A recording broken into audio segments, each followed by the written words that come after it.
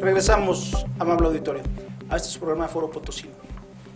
¿Por qué grabar la educación privada? Es una de las propuestas que contempla la reforma, grabar la educación privada. ¿En qué forma va a repercutir a los padres de familia, sobre todo quienes tienen hijos en escuelas privadas? Y quienes tienen más de un hijo en escuelas privadas, porque eso obviamente va a representar un gasto significativo. Y comentábamos por ahí que la tendencia que se veía aparentemente a desaparecer la educación pública y a fomentar la educación privada, aquí se revertiría, curiosamente se revertiría, y el mismo Estado estaría, al grabar las colegiaturas, al grabar la educación privada, bueno, estaría desalentando el hecho de que las gentes acudieran a la educación privada, porque obviamente al tener un impuesto a los servicios educativos, a las colegiaturas, bueno, pues obviamente aquellos padres de familia que tienen 2, 3, o en algunos casos incluso más hijos en escuelas privadas, pues iban a tener que cambiar pues a sus hijos de escuelas, simple y sencillamente dirigirse a hacer uso de la educación pública. Y le resultaría además pesado también si tienes un buen sueldo, si ganas 42,000 pesos aproximadamente al mes, resulta que vas a pagar por concepto de impuesto 32%. Más o menos, que viene siendo casi una tercera parte y que va todavía a agravar pues, a hacer más grave pues este impuesto a la educación, porque como comentábamos, un padre de familia que tiene 2, 3 o hasta más hijos en escuelas públicas, en escuelas privadas, tendrá que pagar un impuesto adicional, además de que aumentando su ingreso tendría que pagar, aparte de impuestos sobre productos del trabajo, que se están agravando también más. Perdón, y que además la reforma propone reducir las deducibilidades. O sea, es decir, es aumentar un 2% el impuesto sobre la renta y deducir el monto de lo que se puede deducir al año. Sí. Entonces, vamos, allá hay un problema de un desequilibrio respecto a la liquidez que puede tener el padre de familia en este caso, ¿no? Porque va a tener que estar pagando ese impuesto al consumo en el caso de la colegiatura y los otros que había yo referido, bebidas endulzadas, etcétera, pero adicionalmente no puede deducir, como se puede deducir ahora, sino que se reduce el nivel de deducibilidad y además tiene 2 puntos porcentuales arriba de recaudación de renta. Entonces, eso definitivamente afecta la liquidez de la familia. Y además en cuestión, no solamente en cuestión de educación, en cuestión de salud también se da, porque también se aplican impuestos a los seguros de gastos médicos mayores. Así es. Grava incluso los vales de despensa que se le dan a los trabajadores. Que antiguamente no tenían gravamen alguno. Perdón, y que esto va de la mano con lo que yo comentaba de la reforma de la ley del Seguro Social, donde también como el salario integrado en función de la ley del impuesto sobre la renta contempla también los vales, los bonos, etcétera, los premios de asistencia, etcétera, como partes del salario, ¿qué va a suceder? Desincentiva a que los patrones otorguen este tipo de beneficios porque de todos modos van a ser grabados. Van a estar grabados. Así es. Y que en muchas ocasiones en los contratos colectivos, para no otorgar aumentos a lo que era el salario básico, se daban de esa manera, con manera de prestaciones, y que ahora, como va a ser grabado todo, lo mismo. Y que incluso ya están grabando incluso las jubilaciones. Entonces ya hasta los jubilados están integrados a la base gravable. Sin embargo, esta reforma trae algunas cuestiones también interesantes, y creo que son a las que se refería el maestro Jorge en un principio, que era una reforma que ya se esperaba desde hace tiempo. Trae un seguro de desempleo, trae situaciones por ahí, una pensión universal para nuestros adultos mayores, para que tengan cierta seguridad después de los 65 años, con ciertos candados que, bueno, no deben de estar dados de alta en seguro, etcétera. Sin embargo, quita, por ejemplo, los impuestos en efectivo, en depósitos bancarios en efectivo, retira ese impuesto bancario, el impuesto de tasa única, el IETU también lo retira. Sin embargo, bueno, paralelamente se viene cocinando otra ley, que es la ley antilavado de dinero, que ahí es donde se viene a reflejar aquí aparentemente te quitan este impuesto, pero con la ley de lavado de dinero tienes que forzosamente... va a equilibrarse.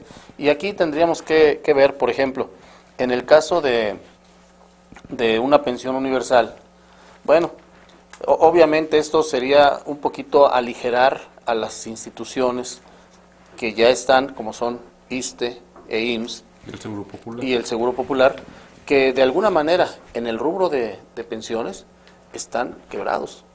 De hecho, existen estudios muy serios, sobre todo en el aspecto de universidades, por ejemplo, donde muchas de las universidades no tienen una seguridad, entre ellas la UNAM, por ejemplo, la UNAM no tienen un fondo de pensiones y jubilaciones que pueda hacerse efectivo y que pueda darles una seguridad efectiva a sus trabajadores.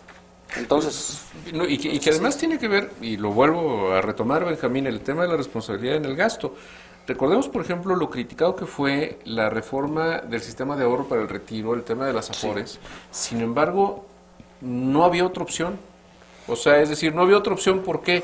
Porque el Seguro Social, concretamente el caso del Seguro Social, el contrato colectivo del Instituto Mexicano del Seguro Social, es tan gravoso, tan costoso, que iban a tener que echar mano de los fondos de pensión de los trabajadores, no de los trabajadores del Seguro, no, de los trabajadores de México, para poder pagar a los trabajadores del Seguro Social.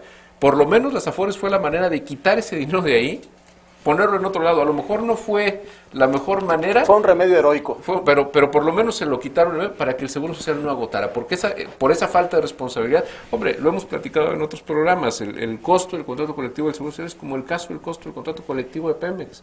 Sí. Son unos de los lastres principales que tienen estas instituciones. Creo que 120 días de salario de aguinaldo, una cosa así. Entonces, tienen aguinaldos enormes. Además, bueno, lo que nunca se tomó en cuenta o nunca se pudo prever fue que de repente el país se nos empezó a hacer viejo y empezó a haber un montón de jubilaciones y obviamente los jubilados mediante un régimen solidario se iban cargando a los trabajadores en activo.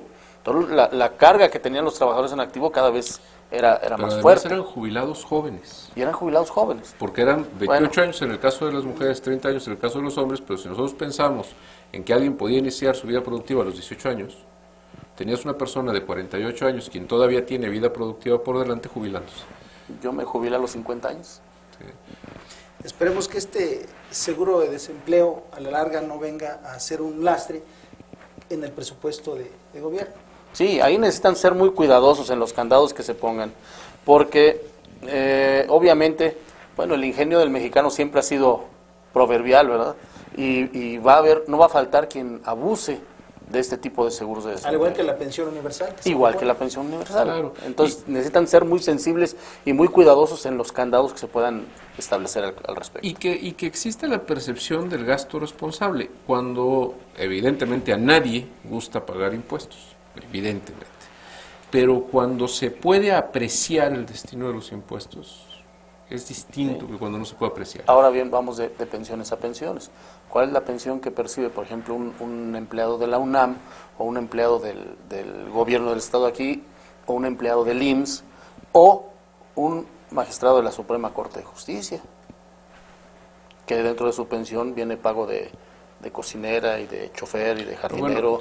Mira, Benjamín, yo en 1994, cuando se dio la reforma al Poder Judicial que hizo Ernesto Zedillo, en donde se jubiló a los ministros en ejercicio en aquel entonces, que eran 21 ministros 21. En la Suprema Corte en aquel entonces, y que jubilan a los 21 con el salario al tope y con una serie de prestaciones, alguien me preguntaba en aquel entonces si a mí me gustaría ser ministro de la Suprema Corte, y dije, no, a mí me gustaría ser ministro en retiro.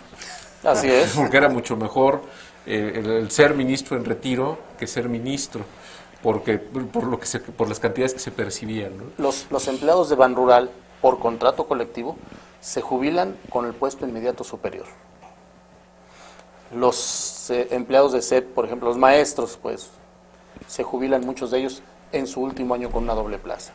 Entonces, eso es lo que viene cada vez a agravar más, a ser más grave la carga que deben de llevar los trabajadores en activo, que son los que están llevando sobre sus espaldas a los jubilados. Sí. Y ojo, estamos hablando de instituciones públicas. Sí. O sea, es decir, estamos hablando de que el dinero que se va a cobrar a los contribuyentes, población en general, repercute en jubilados, en pensionados y en trabajadores de instituciones públicas. Si mientras no tengan las instituciones públicas responsabilidad en el gasto, el costo va a seguir siendo muy alto, y si el costo en gasto corriente sigue siendo tan alto, no vamos a poder resolver el problema económico. Y no va a haber reforma que lo pueda soportar, que alcance ese gasto. Esta reforma, licenciado Jorge, vendrá a consecuencia de las promesas que en campaña hizo el presidente Enrique Peña Nieto.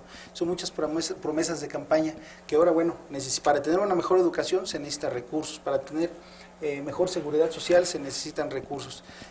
Si necesitas o prometiste un seguro de desempleo, necesitas recursos. ¿Es parte de ese...? Sí, yo creo que es parte, pero también creo que es parte de una necesidad que tenía el país que viene de los últimos 20 años.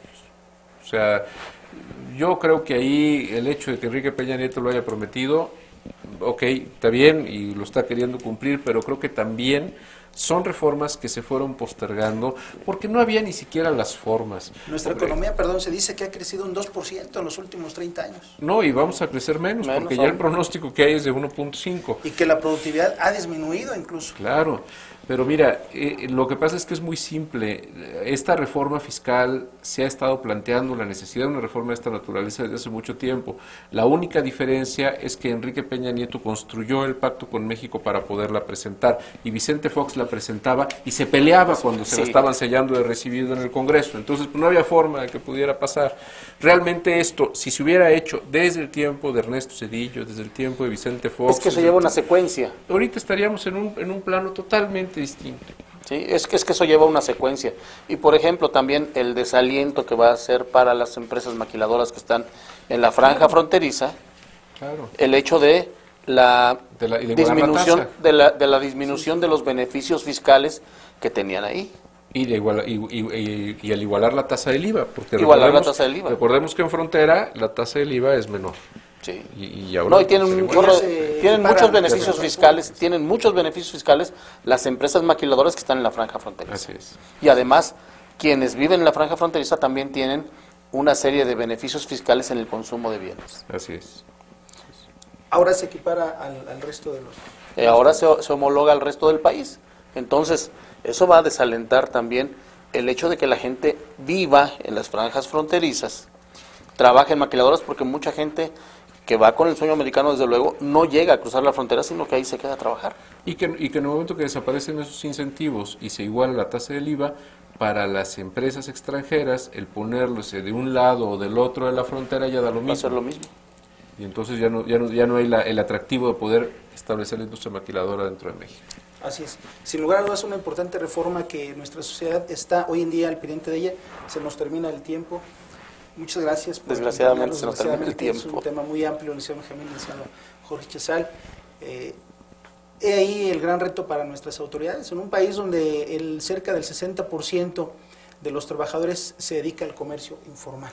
Entonces, por ello, lamentablemente, el esfuerzo que se hace para recaudar estos impuestos vuelve a recaer precisamente en los contribuyentes cautivos, que son los de... Y cumplidos. Y bueno, apostarle a que este recurso que se recupere, este gasto que se ahorre el gobierno a consecuencia de estos impuestos que está generando, pues se apliquen de manera transparente y que se trabaje en transparencia gubernamental, en transparencia en todo lo que tiene que ver con la corrupción, porque yo creo que la ciudadanía tiene que saber qué se hace con nuestro dinero, que no se desvíe para propósitos personales de nuestros funcionarios. Nomás si me permites un comentario en este sentido, a mí me parece de escándalo que el Senado de la República haya otorgado la autorización para el nombramiento de Marisela Morales como cónsul en Milán, en Italia, y que a la par el Procurador General de la República anuncie en una rueda de prensa en Washington que la están investigando porque no se sabe bien a bien qué pasó con el dinero de la recompensa por la captura de los varones del narcotráfico. A mí me parece que es gravísimo el que tengamos una situación así. Escandalosamente grave. Escandalosamente grave. Y ahí tenemos precisamente de dónde surge el dinero para las recompensas, qué pasa con el dinero de las recompensas, y es un botón de muestra de lo que puede suceder en el desperdicio de recursos o en la corrupción en la economía mexicana. ¿Qué pasará el día de mañana con el dinero que el Estado nos cobra vía impuestos? Usted, amigo que nos escucha, que nos sigue, tiene como siempre la mejor opinión respecto de este asunto tan importante. Muchas gracias y muy buenas noches.